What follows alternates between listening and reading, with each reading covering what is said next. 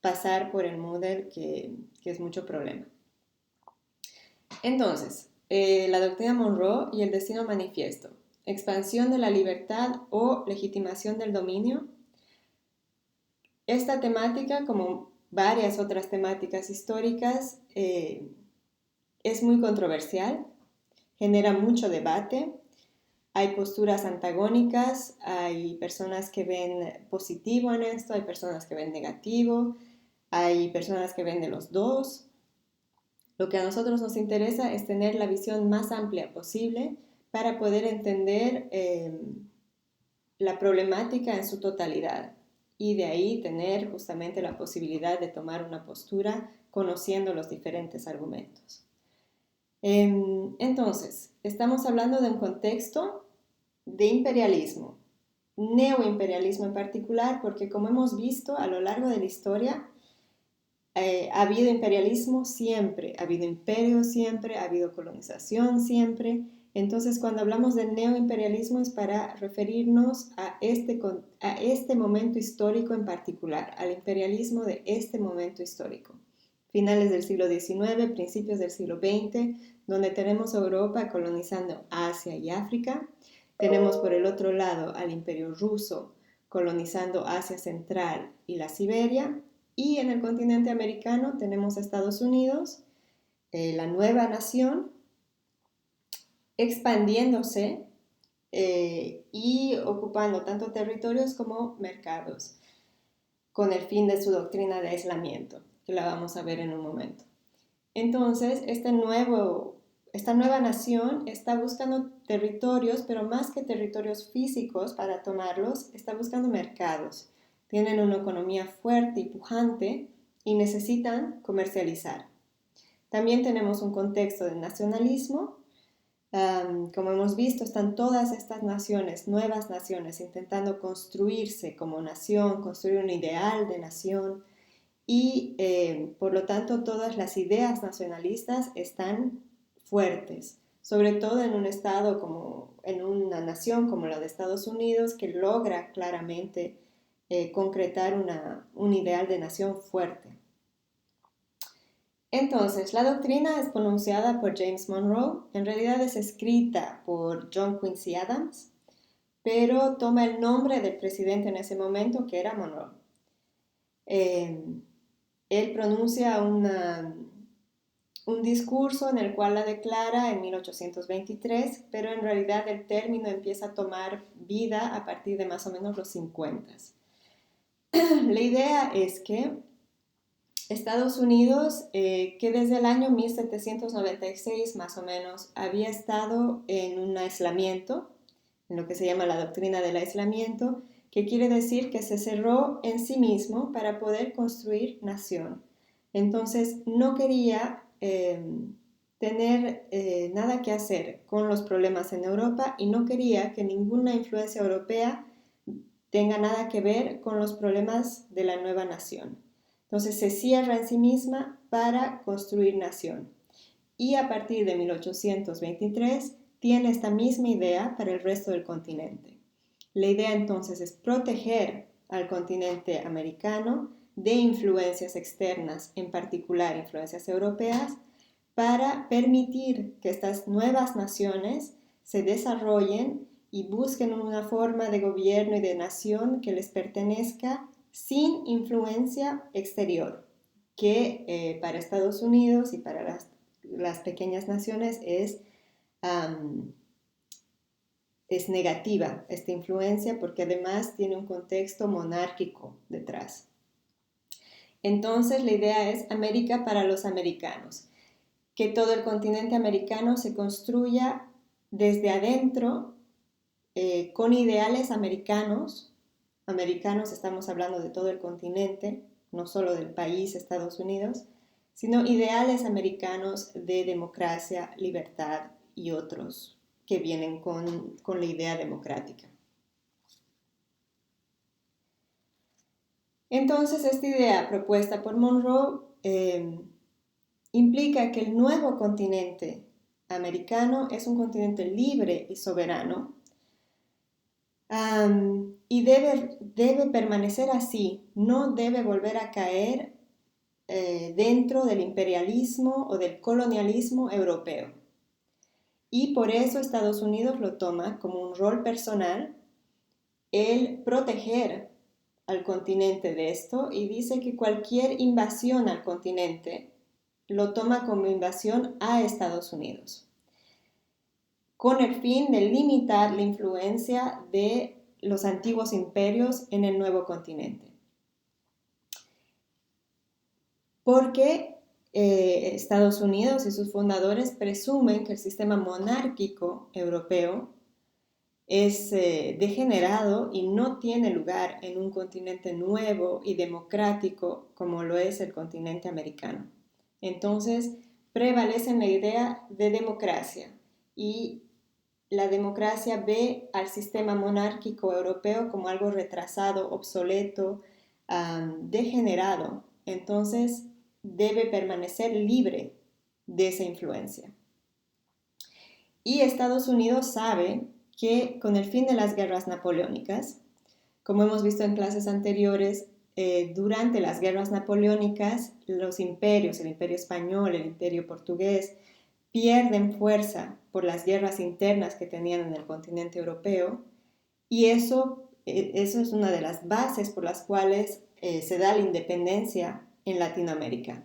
Sin embargo, cuando terminan las guerras napoleónicas, los imperios vuelven a tomar fuerza y también se da la Santa Alianza, que se conoce una alianza entre grandes imperios como el ruso, el pruso y el austriaco, que se unen para asegurar que las monarquías se mantengan tanto en España como en Inglaterra, incluso para ir en contra de lo que está sucediendo en Francia, que están intentando, que sacan a la monarquía. Entonces, esta Santa Alianza se llama a la alianza entre monarquías para asegurar que las monarquías perduren. Entonces empiezan a adquirir de nuevo fuerza y eso hace que las nuevas naciones latinoamericanas sean muy frágiles a la intervención nuevamente de estas potencias. Entonces, para asegurarse que eso no pase, Estados Unidos quiere resguardar a todo el continente de esta posibilidad de volver a caer en las manos de los imperios europeos y de las monarquías europeas, que es sobre todo lo que en el nuevo mundo, en este nuevo continente, en esta nueva América, se debe priorizar la democracia. En el momento en que Monroe da estas palabras, Estados Unidos no es una potencia mundial todavía. Tal vez ni siquiera es una potencia continental, porque todavía no todas las naciones se han liberado. Entonces tenemos todavía la presencia de los imperios en el continente. Entonces Estados Unidos es todavía un pequeño país, no tanto pequeño en territorio, pero sí todavía insignificante.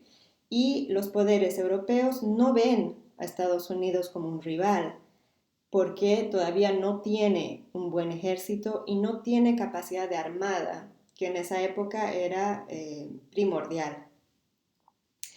Pero saben que Gran Bretaña, si llega el caso de que haya enfrentamiento entre Estados Unidos y las otras potencias, los imperios, saben que el imperio británico va a estar del lado de Estados Unidos y de las nuevas naciones.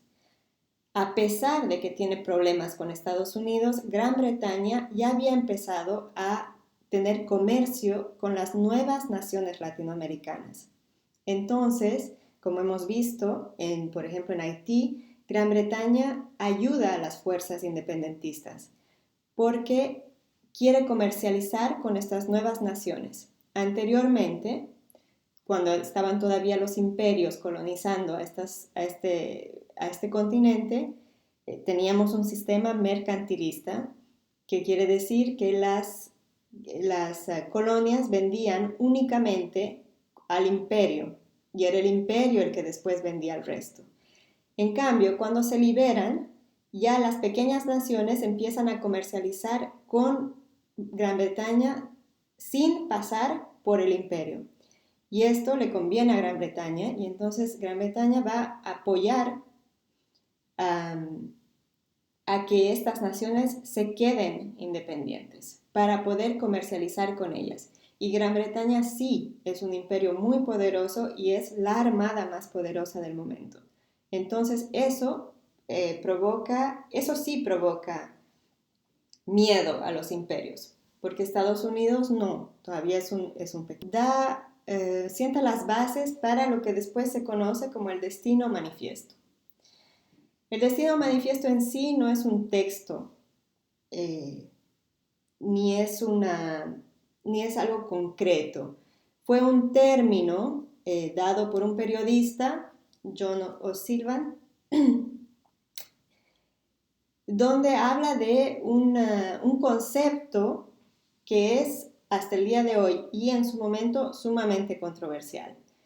Cuando él habló del Destino Manifiesto en Estados Unidos fue ya un concepto muy controversial, estaba muy relacionado con el nacionalismo, incluso hubo muchas críticas que decían que este concepto fue lo que llevó a la guerra civil en Estados Unidos, entonces era ya desde el principio hasta hoy en día un concepto muy controversial. Es un concepto mediante el cual se legitima la expansión territorial. Entonces, estamos hablando de que se percibe la expansión territorial como un deber divino de llevar libertad y democracia a todos los terrenos que se puedan.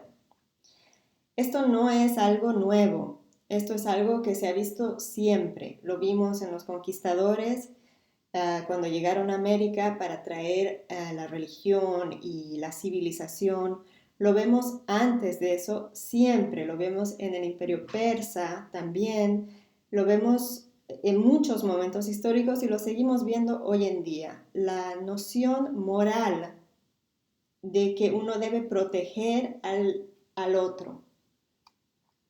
Entonces la idea es que por un deber divino, en este caso es por religión, como en los otros anteriores, pero hoy en día podemos ver que ya no son temas religiosos, pero siempre hay la idea de que su forma de ver la vida es la mejor.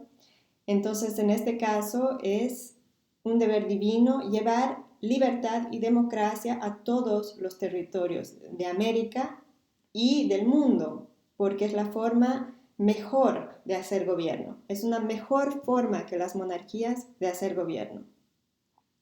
Esto tiene bases en los ideales calvinistas y protestantes. Seguramente van a ver o ya han visto los estudios de Max Weber sobre el capitalismo y las ideas que originan estos modelos.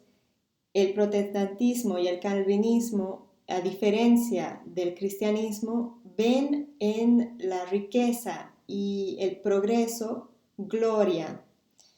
Quiere decir que la mayor parte de los colonos que llega a Estados Unidos son calvinistas y protestantes. Entonces ven que el trabajo y la riqueza son cosas favorables a Dios. Dios quiere eso. Esto es contrario a la visión cristiana, que más bien tiene la visión de pobreza y humildad, como vemos la religión cristiana y católica tiene como principios la pobreza, la humildad. En cambio, la protestante y la calvinista no. Tiene como principios el trabajo, la riqueza. Y cuando hay trabajo, Dios premia esto. Entonces, ven la expansión de sus ideas como un deber divino, de incorporar a todo el resto del territorio a esta gran república, a estos grandes ideales de democracia, de libertad, de ciudadanía. Y estas son las ideas esenciales de la política exterior estadounidense hasta la actualidad. Y es aquí donde entramos en el debate. En realidad, con estas ideas, ¿se pretende realmente llevar la libertad, la democracia a estos territorios o es una forma de legitimar la dominación sobre estos nuevos territorios? Porque como vemos en la historia, Estados Unidos empieza a tomar mucha fuerza y empieza a ser el imperio del continente americano, que en muchas ocasiones tiene un rol muy importante en el sistema político y económico del resto del continente. Entonces, lo vemos durante toda la historia hasta la actualidad, pero tal vez el punto donde empezamos a ver esta visión tan expansionista de Estados Unidos es durante la guerra entre México y Estados Unidos de 1846. Tal vez más que una guerra, esto es una invasión, porque Estados Unidos invade directamente a México. En 1836, Texas deja de pertenecer a México. Texas pertenecía a México, pero estaba poblado casi completamente por anglosajones que quieren independizarse de México. Y después de un año de guerra, logran independizarse de México y 10 años después se unen a la Unión de Estados, lo que es hoy Estados Unidos. En ese momento, Estados Unidos pide comprar más territorios a los mexicanos, con esta idea de llevar prosperidad, democracia, desarrollo.